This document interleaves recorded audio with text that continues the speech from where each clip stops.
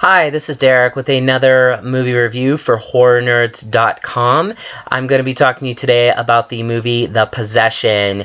Came out in August 2012 and starring Jeffrey Dean Morgan, Kyra Sedgwick, Natasha Callas, Madison Davenport, and my personal favorite, Matisyahu. I love Matisyahu. I'm simply in shock more even than the movie and what it talked about that he is even in this. But hey, you know what? Good for you, Matisyahu. You're an amazing, overly tall rabbi that I just love all your rapping and the fact that you're in this. It was my favorite part. What can I say? Anyways, aside from that, this is a movie that clearly draws its inspiration from The Exorcist, as well as all the other films that have drawn inspiration from The Exorcist.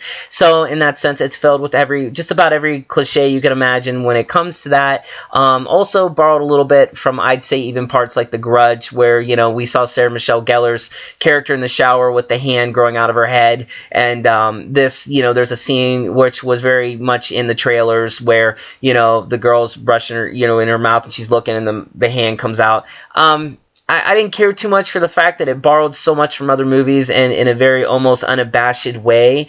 The writer, Juliet Snowden, Styles White, I think there was one more, and the director, Ole Bornedal, again, apologies if I screw up the name there, definitely, I think, didn't spend a lot of time doing a lot of research in terms of how they could make this movie better than the 958,000 other possession movies that came out before it.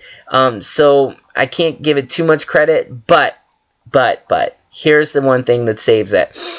There is a very interesting idea of exorcism in the Judaism or in the Jewish faith that deals with what I believe is pronounced Dybbuk, D-Y-B-B-U-K, and this idea is that, you know, it's a broken spirit, needs to, you know, sort of go out and possess somebody, things like that. There's a whole bunch of lore on it that you can study and find. Very rarely any cases of Dybbuk inhabitants, but what's really fascinating about this film, and perhaps makes it stand out for this reason alone, is that it's kind of based on a true story. Not true in the sense that all the crazy stuff that happens to Em, the daughter, it happened to anyone particular. That certainly, you know, is all Hollywood for you. But the owner of the actual box that is portrayed in the movie, his name is Jason Haxton.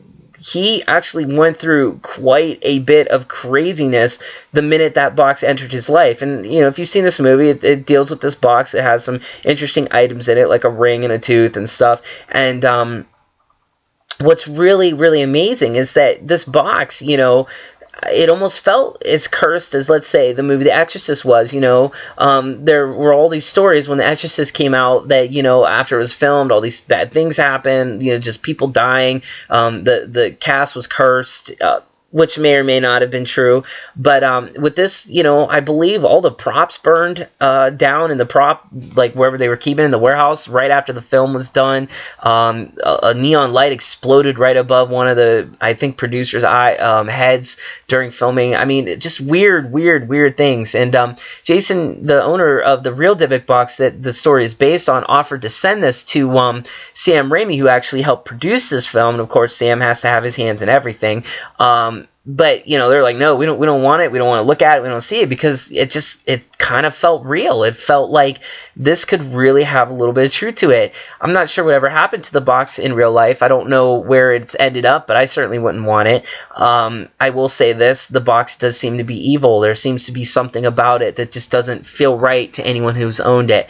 This movie does a really good job of portraying that whole element of owning something that is cursed. If you recall in The Exorcist, I believe it was a necklace that was cursed or something to that effect, and this movie sort of has the same feel as that, albeit not the scary 70s shot film quality to it or anything of the sort. But it's an interesting take because it deals with the Jewish idea of exorcists, and we haven't really seen that on the big screen, if ever. And I applaud them for doing something new because, again, in horror, it's all about what's new. It's all about what you can show on the big screen that hasn't been done before. So in that sense, this movie's worth watching because it's an interesting, different spin on an old idea of possession that we've seen countless times on the big screen. So go watch this film. It's worth your time. I enjoyed it. This has been Derek with another horror movie review for HorrorNerds.com. We'll be talking.